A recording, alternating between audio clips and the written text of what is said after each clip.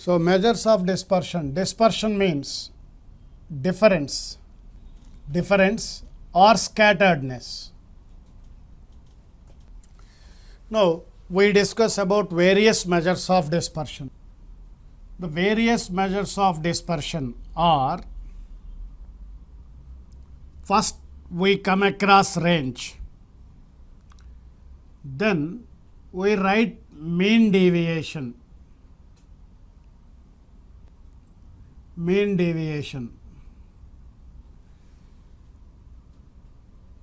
Third, we discuss about variance, and lastly we discuss the standard deviation.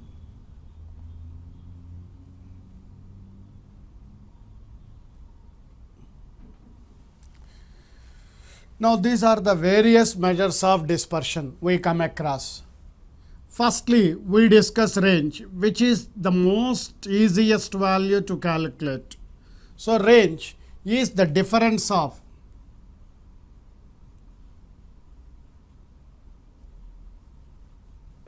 maximum value of the variate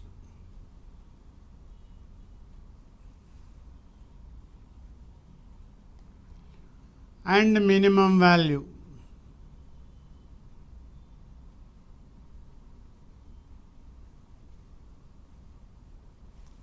of the given variates is called range.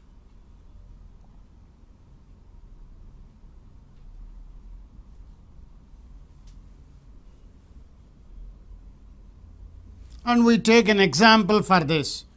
For example, variates are given like this: 10, 15, 17, 25, 20, 39, 47, 26. If the variates are given like this, here minimum variate is 10, maximum variate is 47. So, the range is given by maximum minus minimum.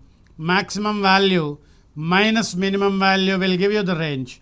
So, the value of this range is given by 47 minus 10, which is equal to 37, which is the range, which is the first measure of dispersion. Then we go for mean deviation.